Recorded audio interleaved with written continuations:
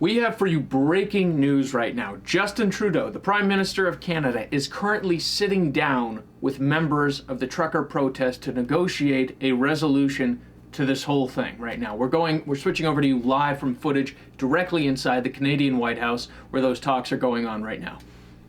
We're going to build a new Canada, see? And I, Justin Trudeau, am not prepared to let truckers get in our way. And who do you think's going to care?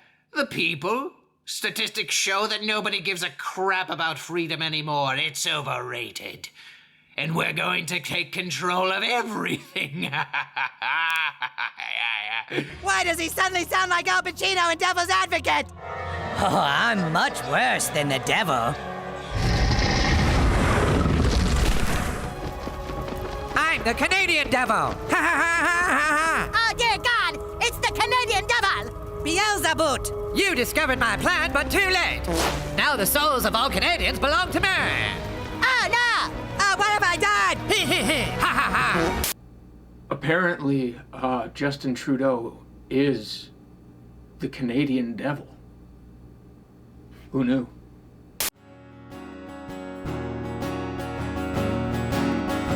And it's called the land of the brave. The whole world knows our name. One God and 50 states.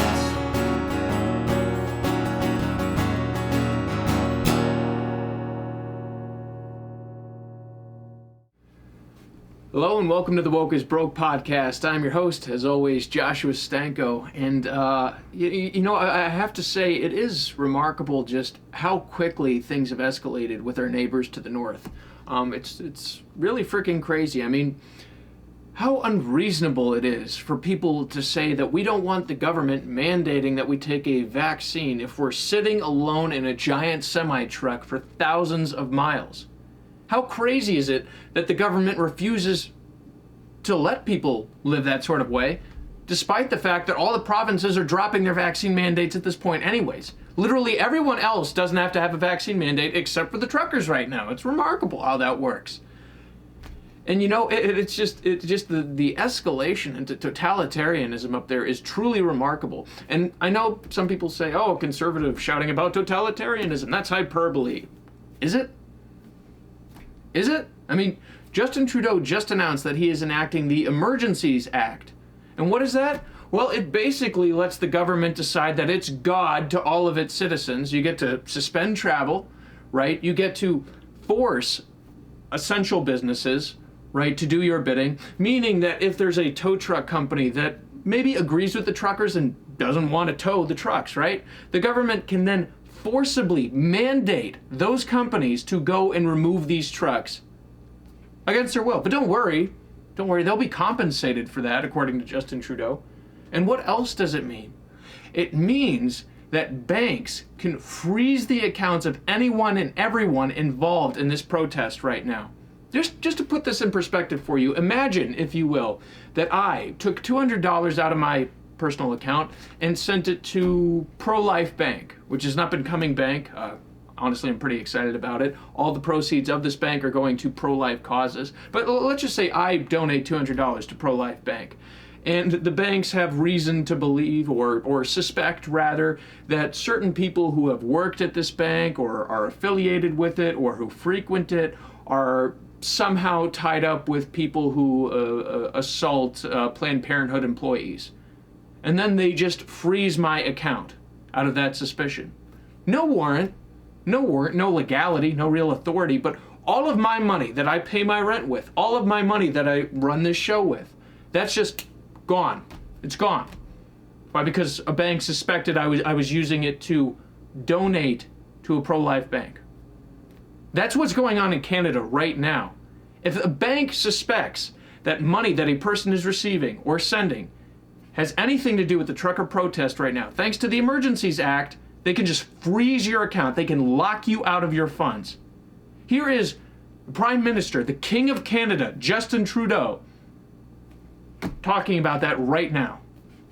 After discussing with Cabinet and caucus, after consultation with premiers from all provinces and territories, after speaking with opposition leaders, the federal government has invoked the Emergencies Act to supplement provincial and territorial capacity to address the blockades and occupations. I want to be very clear. The scope of these measures will be time-limited, geographically targeted, as well as reasonable and proportionate to the threats they are meant to address. The Emergencies Act will be used to strengthen and support law enforcement agencies at all levels across the country. Well, you'll give them the authority to act like jackbooted thugs and shut down the dissent that you don't want anyone to hear? And restoring confidence in our institutions. We cannot and will not allow illegal and dangerous activities to continue. The Emergencies Act will also allow the government to make sure essential services are rendered, for example, in order to tow vehicles blocking roads. In addition, financial institutions will be authorized or directed to render essential services to help address the situation, including by regulating and prohibiting the use of property to fund or support illegal blockades. We're not suspending fundamental rights or overriding the Charter of Rights and Freedoms. Baloney! We are not limiting people's freedom of speech. We are not limiting freedom of peaceful assembly. We are not preventing people from exercising their right to protest legally. Baloney! We are reinforcing the principles, values, and institutions that keep all Canadians free.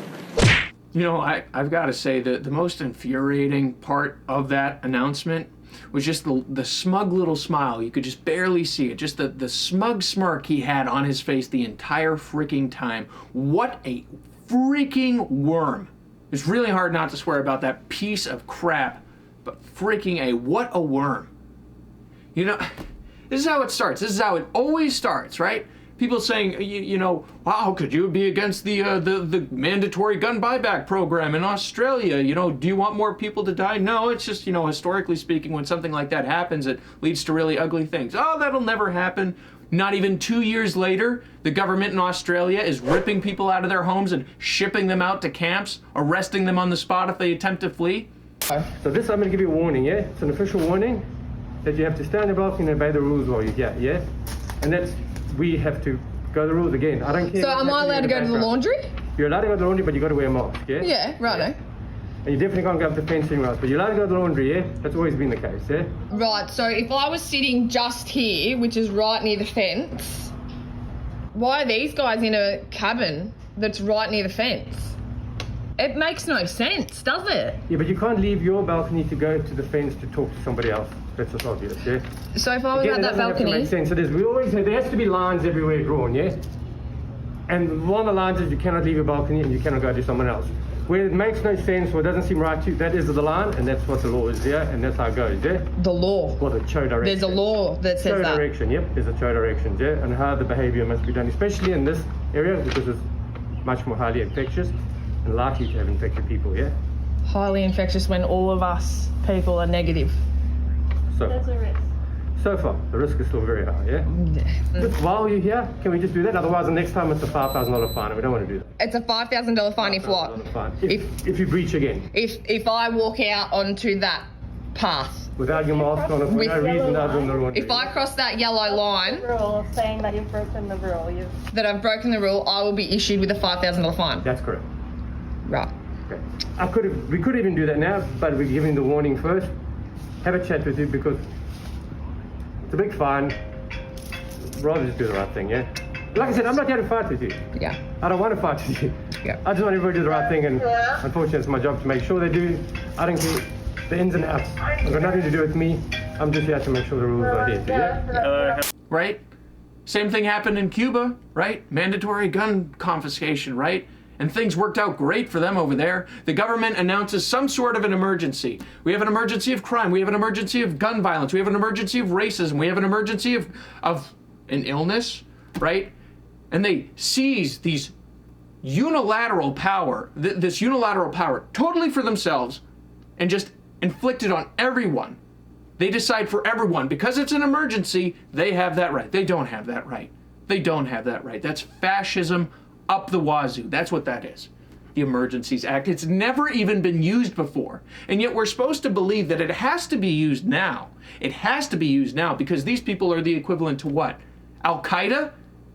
Right? Yeah, Justin Trudeau out there during the BLM riots, right? Bending a knee to the crowd. That was totally fine. Billions of dollars of property damage, thousands of officer casualties, right?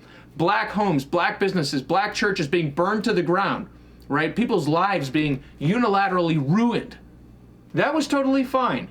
That was totally acceptable. But truckers protesting, again, a vaccine mandate, despite them being alone in the cabin of a semi-truck for thousands of miles, not being around anybody. Them not being on board with that, that's terrorism right there. We need to enact the Emergencies Act. We need to take their jobs away. We need to take all their money away. We need to illegally take their fuel away. We need to tow their trucks away. We need to shut down roads. We need to force essential businesses into helping us quash these people whose grave crime is dissenting the government. And he says in that little speech of his, that little announcement, that he wants to restore trust in our institutions. By shutting up anybody who disagrees with the institution? That makes freaking sense.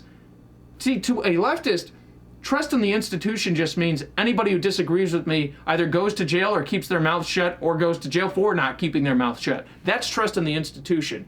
It's not actually working, putting in the legwork. It's not actually going out there and doing your job. It's not actually working with people, making compromises, sitting down with the truckers, right? Trying to address their concerns, trying to come to some sort of mutual understanding, mutual agreement, right? It's not any of that. It's do what I say, and if not, I'll quash you. I'll step on you like a bug. And then when you can't speak anymore, then we have trust in our institutions. Said literally every fascist bastard throughout history. Throughout history. This is absolutely insane what's going on up there. And I know I crack jokes about Canada, and I'll say it again because it's really, really easy. But honest to God, this is scary stuff. This is absolutely scary stuff. And you know, people say, oh, you know, it's just in Canada. Just in Canada. It's just our neighbors to the north. Everything that happens in Canada somehow bleeds its way back down here. It usually starts in states like Washington, California, New York, right? All the transgender stuff that started off in Canada bled its way into our society. You don't think that this will as well? You don't think that the blue states that were hell-bent on vaccine mandates, that were hell-bent on telling you have to stay in your home and be afraid. You need to be afraid. You can't do anything. You can't go anywhere unless, of course, you're protesting by burning buildings to the ground with the BLM movement. Then you could go out of your house and be rowdy and awful and horrible and evil, right? But otherwise, you have to stay in your home. You don't think that those people who are setting down those fascistic rules for their citizens, that if they had the ability to do that on the federal level, on the national level, that they would do it? Those types of people absolutely exist in our government. They would absolutely pull that trigger if they could. They would absolutely do what Justin Trudeau is doing right now. Right now, they would enact their own Emergencies Act. It's only because we have a constitution and a court system in place to uphold that constitution why that hasn't happened yet. It's only because the founding fathers put an emphasis on individual states to govern themselves and limited the power of the federal government why that hasn't happened yet. Thank God for that. But no, I know I don't cover a lot of international news typically, and you know, I guess Canada isn't really international news. It's news outside of the country. But this is absolutely relevant to what's going on in our country right now. This is absolutely relevant for what's coming down the pipeline. And people need to start paying attention to that. People need to wake up for that. And we need to be supporting these truckers as best we freaking can.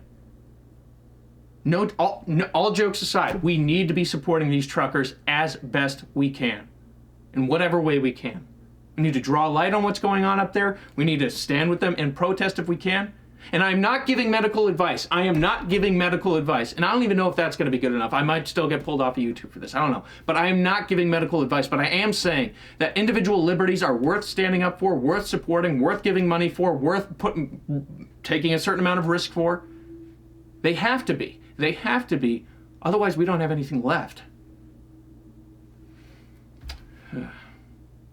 But in any event, that's what's going on in Canada today. I would certainly encourage you, if you are the praying type, to pray for those truckers up there and pray for their cause, and to do whatever small part you may be able to do to support that cause as well. But in any event, we're moving on.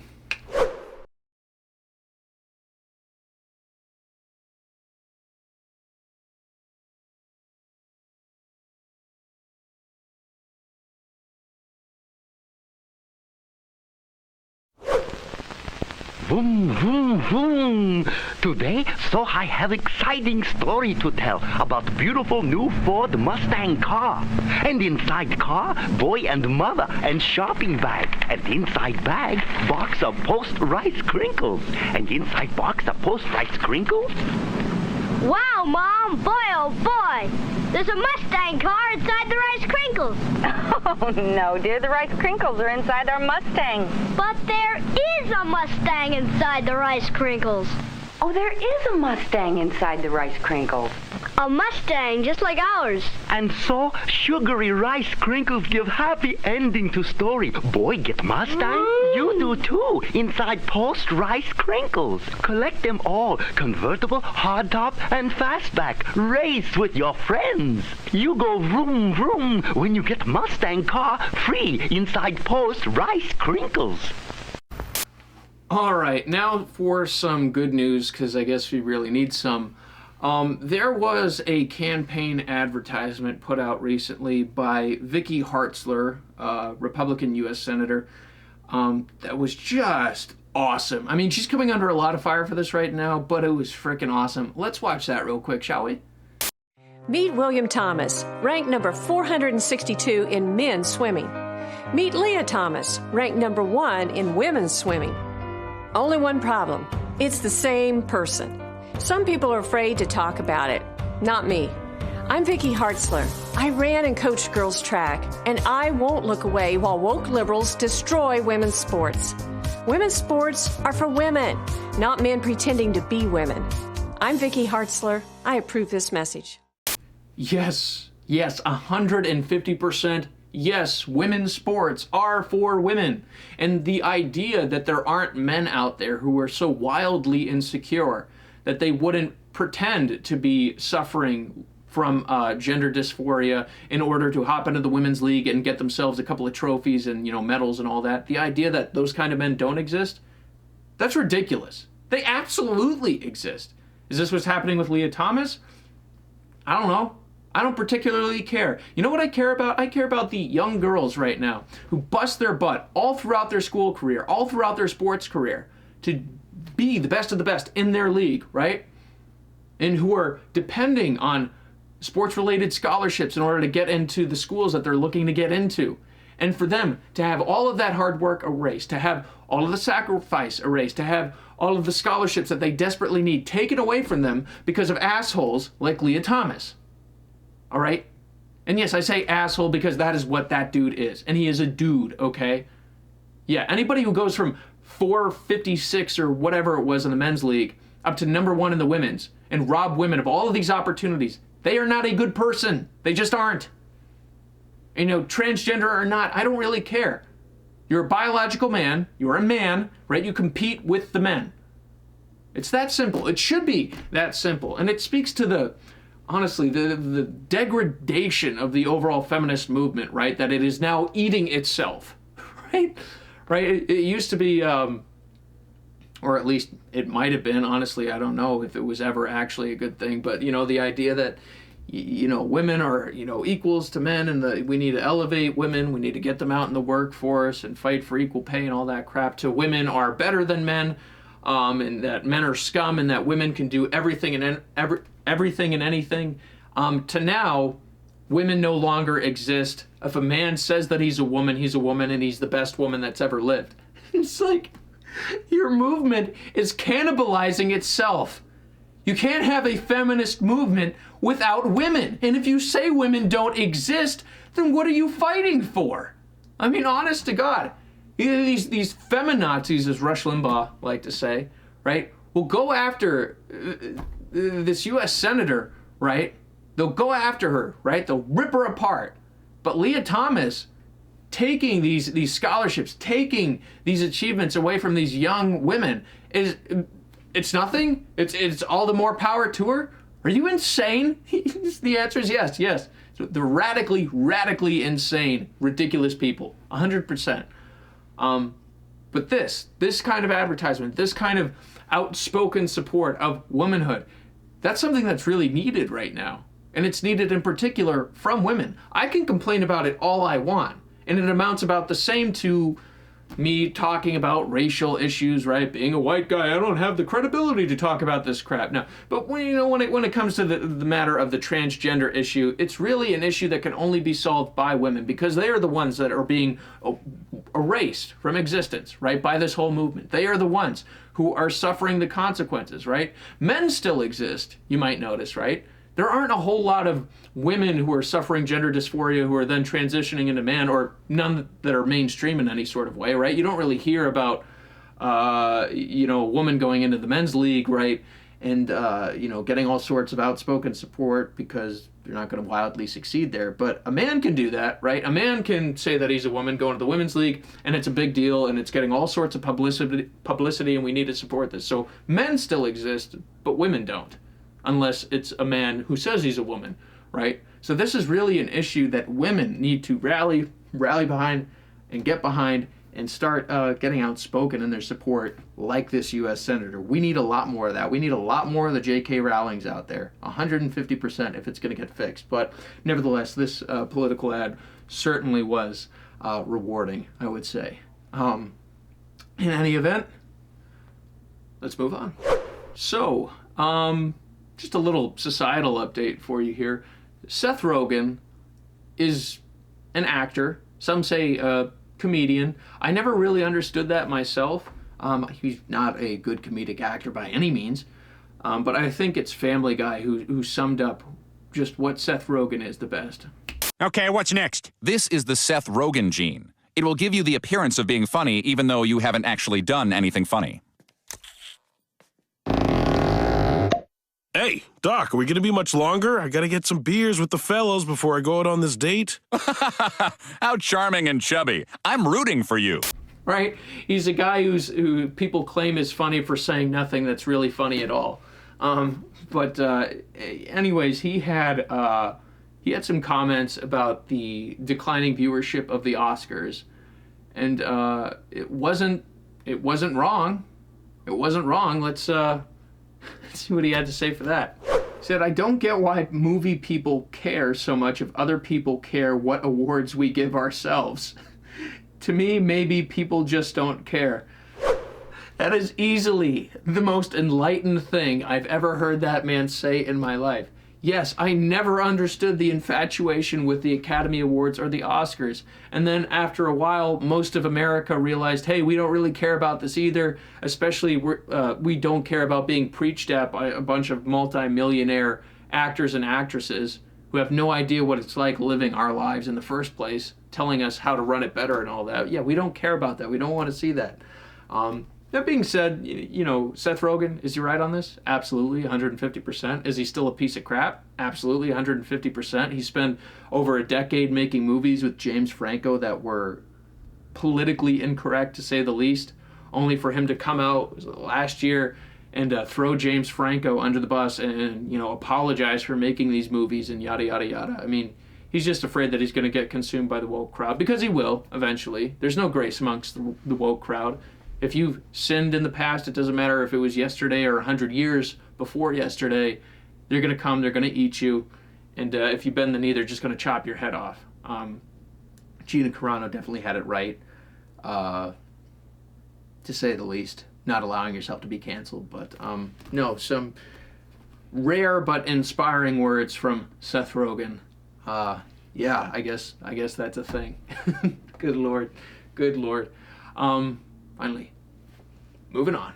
Okay, so for our last little tidbit of news for the day, I figured I would do something in the realm of culture, namely how our culture in the US is going downhill fast. So Adidas, you know, the shoe company, and they make sportswear and whatnot, they put out a post advertising their new line of sports bras. They put out a post on Twitter, and here it is. Now, if you're wondering why this picture, why this post is entirely blurred out, I'll let you know right now. It's because on that blurred out post is a collage of 25 pairs of breasts. And I'm not talking about like 25 women wearing sports bras. I am talking about 25 snapshots of women's bare breasts all up on a collage on this post meant to advertise sports bras.